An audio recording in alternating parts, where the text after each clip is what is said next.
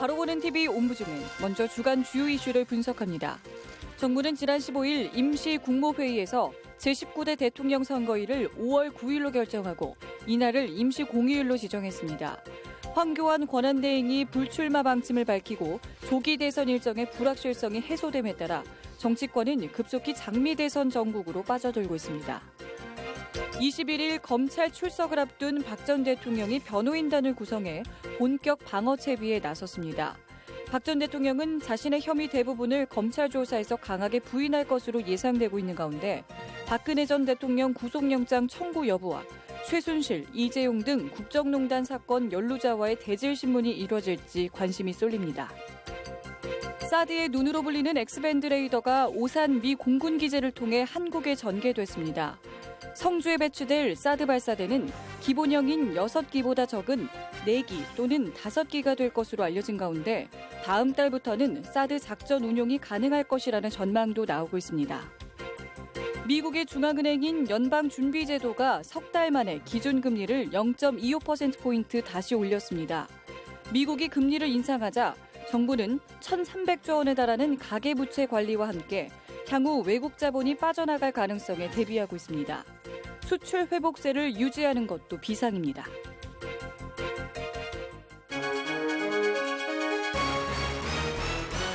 안녕하십니까. 바로 보는 TV 옴부즈맨 이승준입니다. 지난주 연합뉴스TV에서는 박근혜 전 대통령 파면으로 막이 오른 조기 대선 전국과 주요 대권 주자들의 움직임 등을 신속하게 전했는데요. 오늘은 라이브 투데이 뉴스 포커스를 살펴본 곽선혜 시청자 평가원의 의견 함께하겠습니다. 먼저 라이브 투데이에 대한 모니터 내용부터 만나보시죠.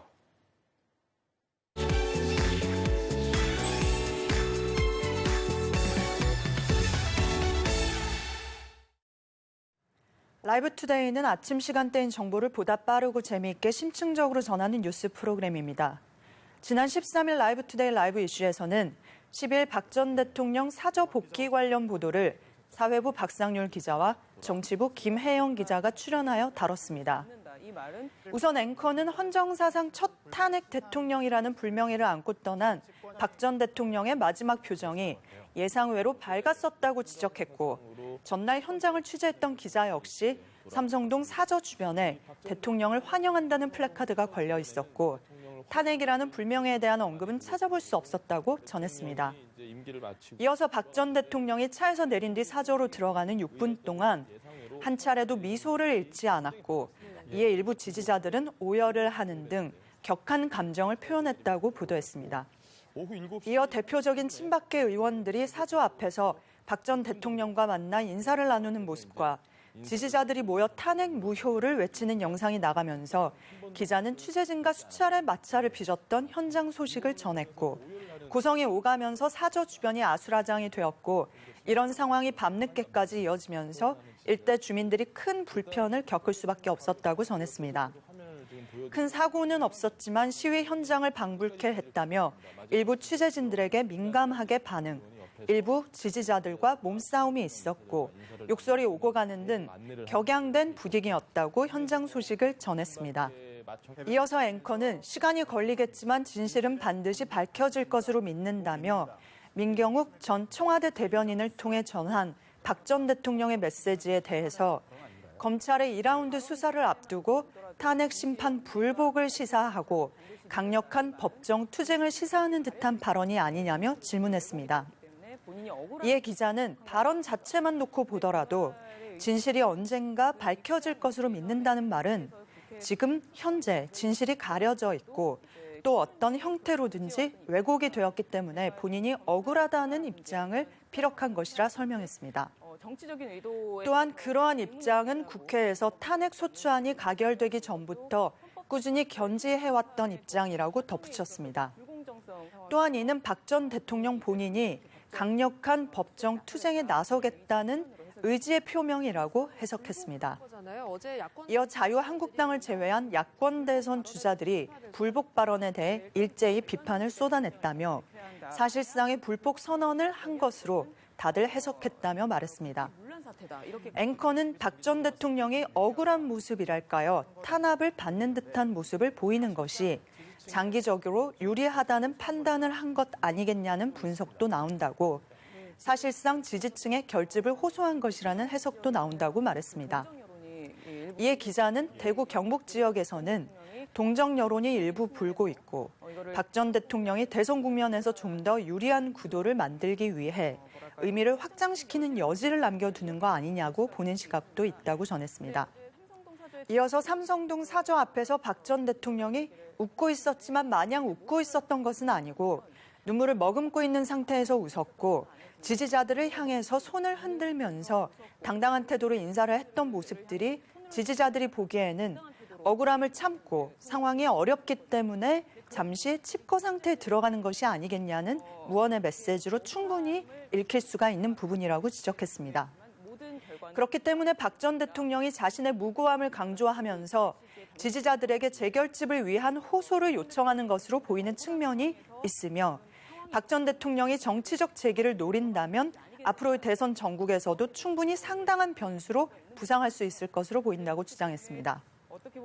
이어 앵커는 삼성동 사저 앞에 친박계 핵심들이 총집결했고 최순실 게이트가 불거진 이후 친박계 핵심들이 공개적으로 한자리에 모인 건 처음이라고 말했습니다.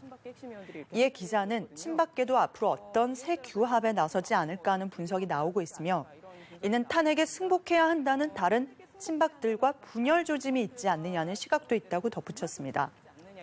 앵커는 박 전 대통령의 거취 문제가 대선 국면의 중요한 변수 중 하나로 떠올랐는데 대선 주자들도 이를 의식하지 않을 수가 없을 것 같다고 말하며 각 주자들의 반응을 질문했습니다. 이어 기자는 일단 야권 주자들은 수사는 피할 수 없다는 입장은 동일하고 다만 구속 수사 여부를 가지고 입장이 엇갈린다며 전했습니다. 전반적으로 박 전 대통령의 사저 복귀 관련 현장 소식을 생생하게 전하고 짧지만 다양한 의미를 생성할 수 있는 박 전 대통령의 메시지에 대한 해석과 이로 인한 영향, 그리고 향후 대선까지 아우르는 종합적인 분석을 하여 유익한 시간이었습니다. 다만 할당된 시간 부족으로 앵커의 질문들과 기자의 답변들이 현황을 전달하는 수준에서 그치고 좀 더 객관적인 보도와 심층적인 분석, 깊이 있는 해석이 부족했다는 아쉬움은 남습니다. 네, 라이브 투데이를 살펴본 곽선혜 시청자 평가원의 의견 함께 했는데요. 뉴스 포커스는 또 어떤 평가를 받았는지 만나보시죠.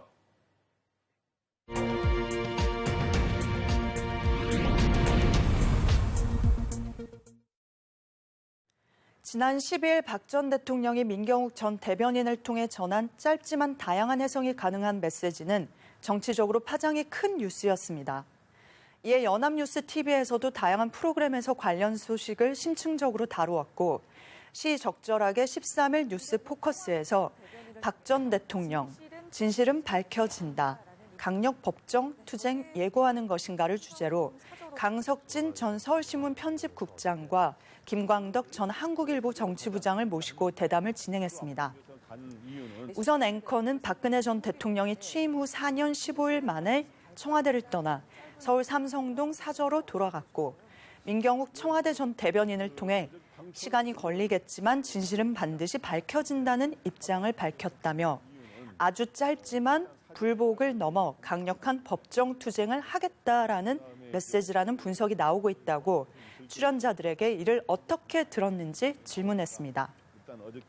김광덕 전 한국일보 정치부장은 실제로 전 대통령이 한 번도 승복이라는 단어를 쓰지 않았고 자신의 지지자들에게 자제 요청을 한 것도 없었기 때문에 정치적으로 볼 때 탄핵에 대한 불복을 시사한 거 아니냐며 앞으로의 검찰 수사와 재판 과정에서 일종의 강력한 법정 투쟁을 의미한다고 말했습니다.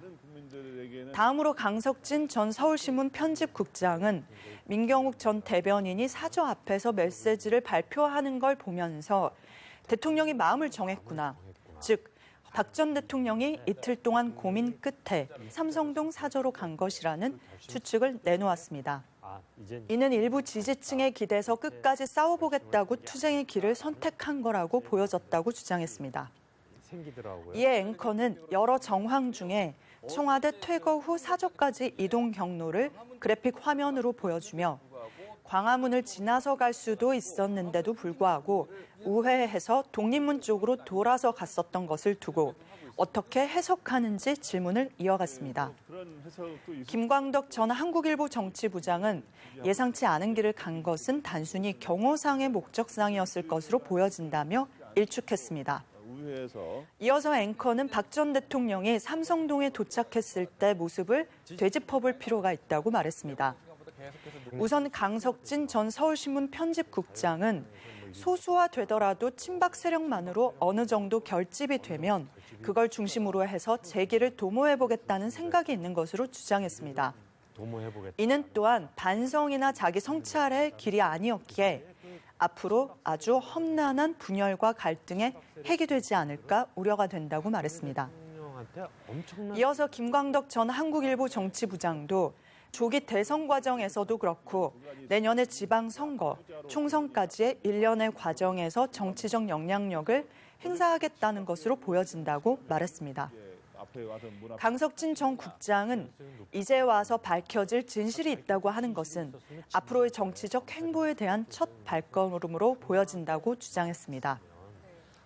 검찰 수사에 대해서 수사가 늦춰지면 대선에 영향을 줄 수 있기 때문에 시기를 많이 늦출 수는 없을 거라고 주장하며 검찰이 당면하고 있는 수사를 4가지로 정리했습니다. 검찰의 대면 조사, 청와대 압수수색, 삼성을 제외한 재벌들에 대한 수사, 우병우 전 민정수석에 대한 수사가 있으며 대통령에 대한 검찰의 대면 조사가 가장 중요하다고 말했습니다. 이에 김광덕 전 정치부장 역시 대면 조사에 불응하기는 어렵고 당연히 응해야겠지만 여러 사정이 있어서 연기를 요청한다거나 하는 등의 미루는 전략을 펼칠 수 있을 것으로 보여진다고 주장했습니다. 민감한 뉴스들이 이어지는 현 상황에서 이번 뉴스 포커스에서 보도한 것은 국민의 관심을 집중시키고 공론화를 통해 향후 방안을 모색할 수 있다는 점에서 의미 있는 대담이었습니다. 그러나 언론은 일방적으로 뉴스를 전달하기보다는 전체적인 맥락을 짚어줘야 합니다. 대립과 갈등은 어느 곳에나 존재할 수 있습니다. 하지만 한 국가의 정치적인 역량은 대립과 갈등을 해결하는 그 과정에서 입증됩니다. 대립과 갈등을 부각시키기보다는 이를 해소하는 데 기여하는 연합뉴스 TV가 되길 바랍니다.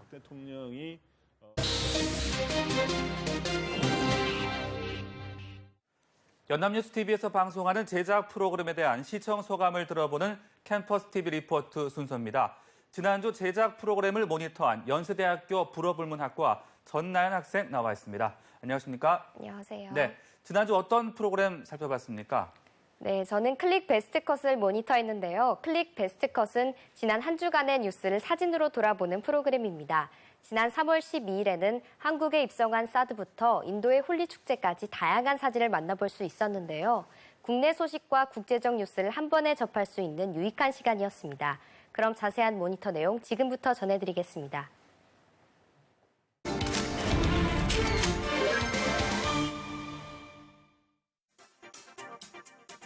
안녕하세요. 사진으로 돌아보는 지난 한 주간의 뉴스 클릭 베스트컷. 가장 먼저 살펴본 사진은 사드 관련 사진이었습니다. 지난 6일 경기도 오산으로 들어온 사드의 모습이었는데요. 사드가 한국에 들어왔다는 소식이 전해지기 전날 밤, 사드는 이미 한국에 들어와 있었다는 사실을 알 수 있었습니다. 지난 6일 오전에 북한의 탄도미사일 발사가 있었고 밤에 사드가 한반도에 도착했으며 7일 아침에 황교안 권한대행과 미국 트럼프 대통령 간의 통화가 있었다는 일련의 소식을 시간 순서대로 정리해 주어 유익했습니다. 또한 나머지 장비와 병력이 뒤이어 들어오면서 사드 체계가 한두 달 안에 자리를 잡고 4월부터 작전 운용에 투입될 것이라는 앞으로의 계획도 알 수 있었습니다. 네, 그렇습니다. 사드 체계는 이제 한두 달 안에 한국에 모두 전개될 것으로 이제 알려져 있습니다. 이르면 4월부터 사드가 작전 운영에 들어갈 수 있다는 관측이 나오는 이유죠. 두 번째로 공개된 사진은 한산한 명동거리의 모습이었습니다. 중국어 안내원을 피사체로 설정해 중국인 관광객이 줄어든 명동의 거리 모습을 집약적으로 보여준다는 기자의 설명이 인상 깊었습니다. 또 명동에 있는 화장품 가게 사진을 통해 중국 관광객들이 줄어 한산한 모습을 볼 수 있었습니다. 네, 평소 같으면 중국 관광객들로 북적거렸을 텐데 상인들 얘기를 들어보면 이게 가장 중요하겠죠. 그래서 명동 거리가 평소엔 중국인들로 시끄러웠는데 조용해졌어요.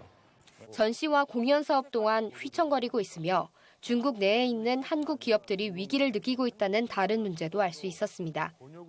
사드 배치 소식부터 외교적 마찰이 주는 경제적 타격까지 사드와 관련된 다양한 소식을 한 번에 알 수 있어 흐름을 정리할 수 있었습니다. 다음은 지난 8일 있었던 한국 여성대회에 국내 주요 정치인들이 참석한 모습을 담은 사진이었습니다. 여성의 날을 기념하고자 여성을 상징하는 보라색 스카프나 넥타이 등을 착용한 정치인들의 모습을 찾아볼 수 있었습니다. 또 대권 주자로 꼽히는 문재인 전 대표와 이재명 성남시장이 서로 시선을 마주하지 않고 악수를 하는 절묘한 사진이 있었는데요. 두 대권 주자가 당내 경선에서 경쟁하는 상황을 엇갈린 시선으로 표현한 기자의 아이디어가 인상 깊었습니다. 나란히 보라색 넥타이를 메고 앉아있는 문재인 전 대표와 안철수 전 대표의 모습도 살펴볼 수 있었는데요.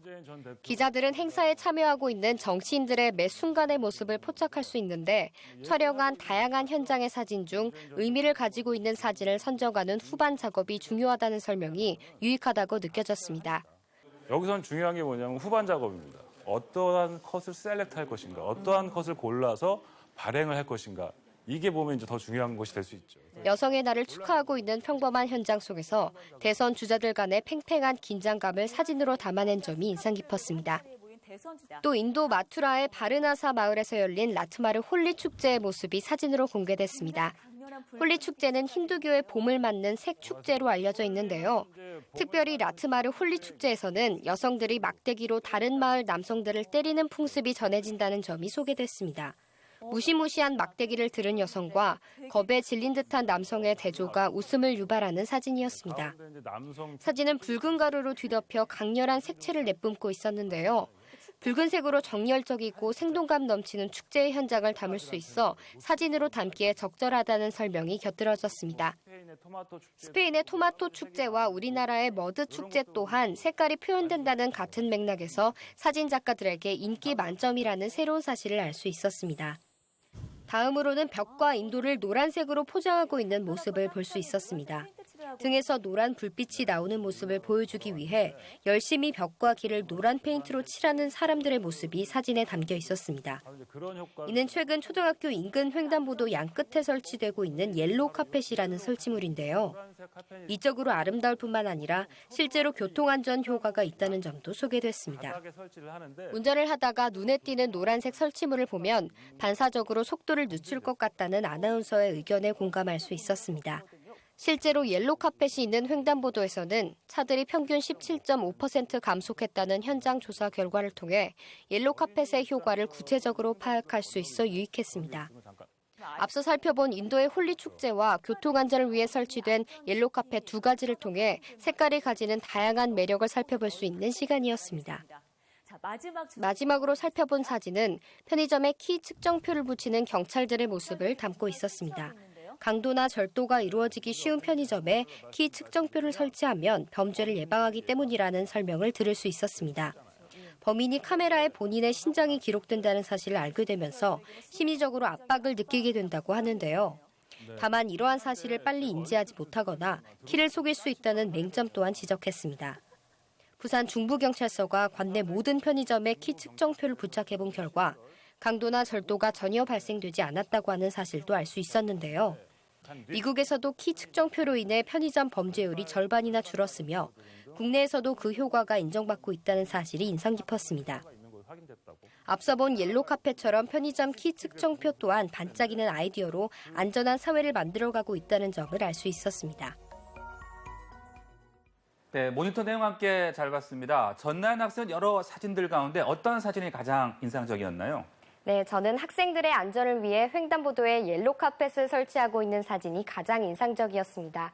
간단한 노란색 설치물이 어린이들이 횡단보도를 더욱 안전하게 건널 수 있도록 돕는다는 점이 놀랍게 느껴졌는데요. 보기에도 좋고 안전도 책임져주는 옐로우 카펫을 통해 아이디어의 힘을 느낄 수 있었습니다. 네, 지금까지 클릭 베스트 컷 살펴봤습니다. 말씀 고맙습니다. 감사합니다.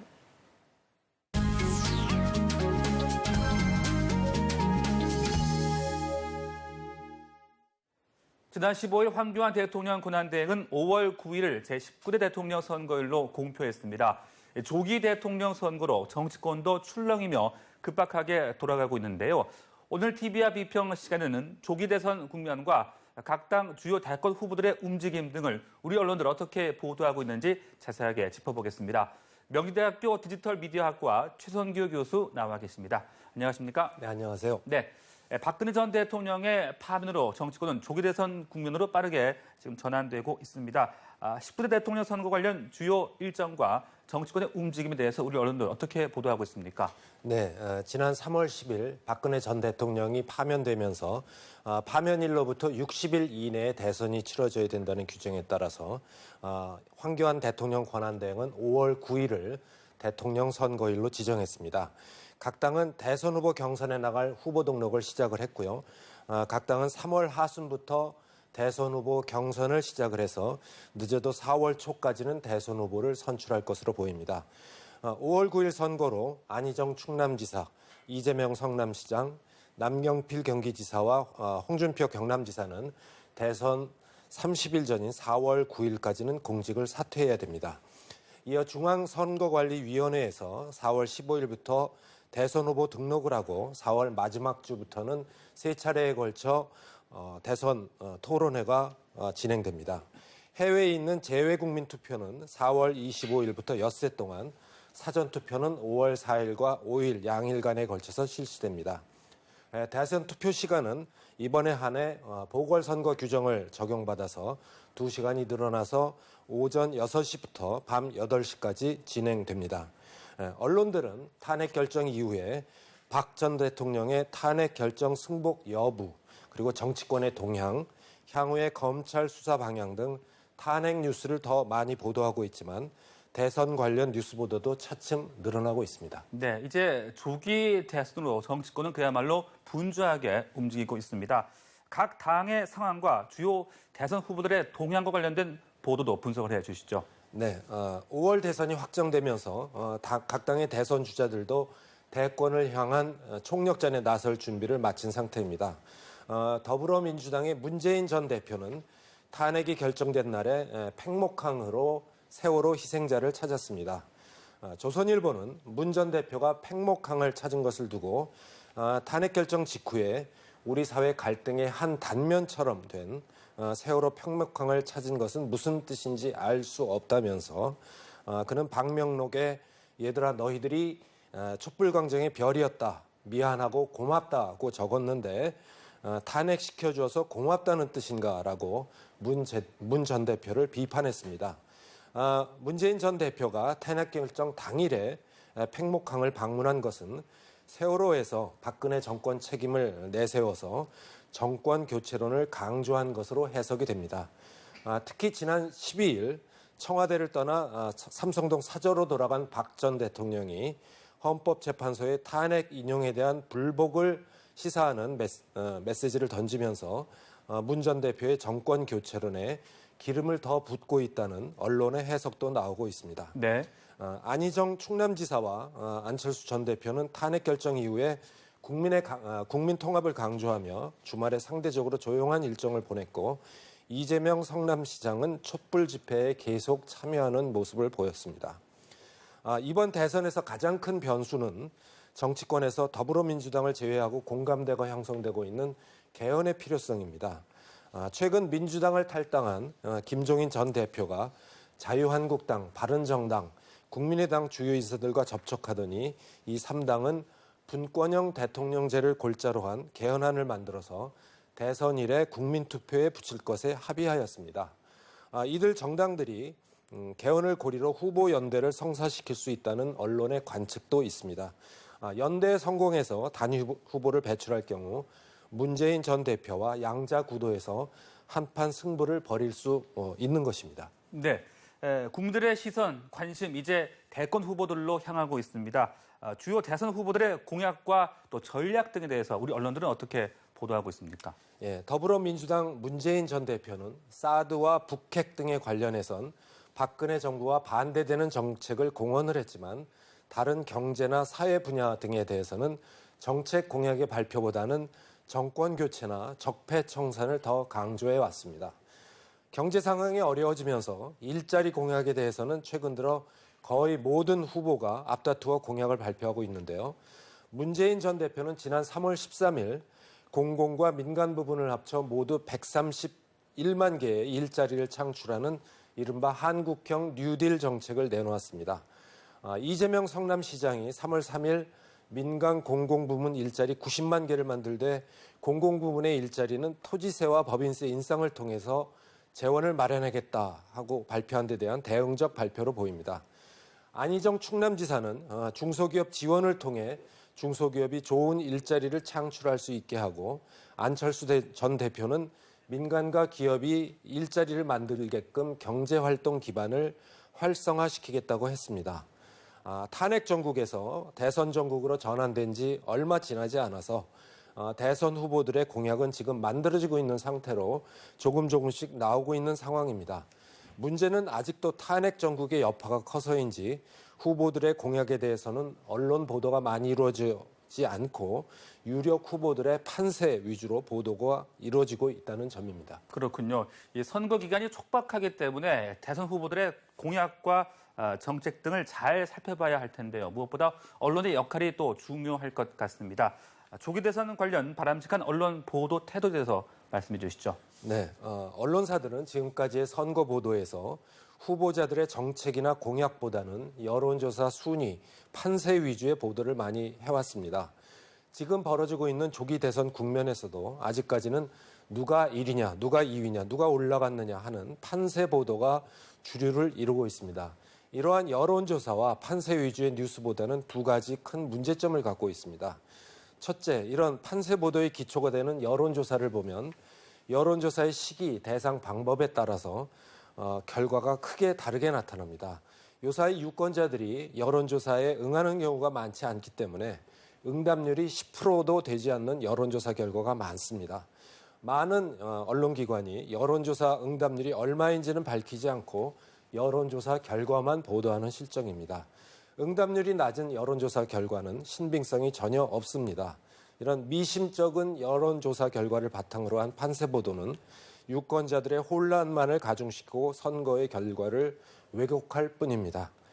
둘째, 판세 위주의 선거 보도는 유권자의 관심을 끌 수는 있지만 유권자들에게 후보자에 대한 필요한 정보를 제공해서 정확한 판단을 하게 하는 정책 선거로 유도하지 못한다는 점입니다.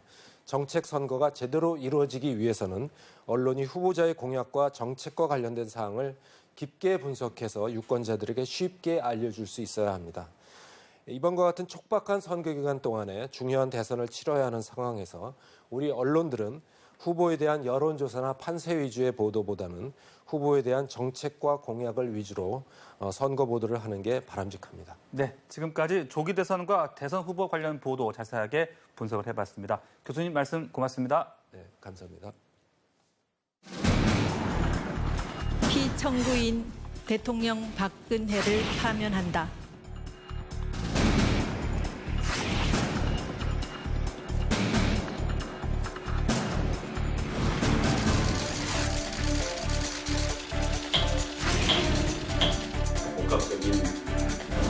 정부는 제19대 대통령 선거를 2017년 5월 9일에 실시하기로 결정하였습니다.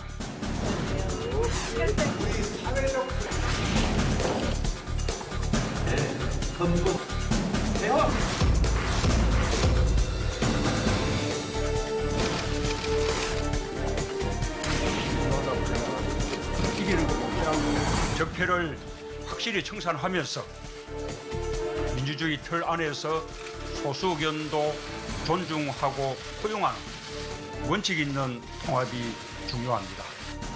단 하나의 적폐도 완전히 청산되지 않았으면서 적폐 세력 그 누구도 반성하지 않고 있습니다.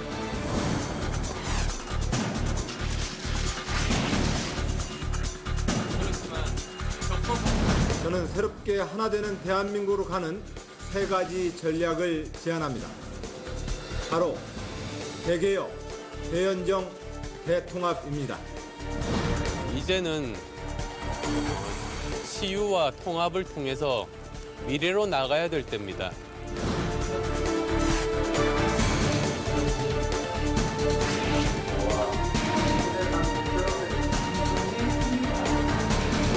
발의가 되게 되면 대선 후보들도 의견이 나올 것이고 거기에 대한 찬반 의견에 따라서 이재명도 될 수가 있을 것이다.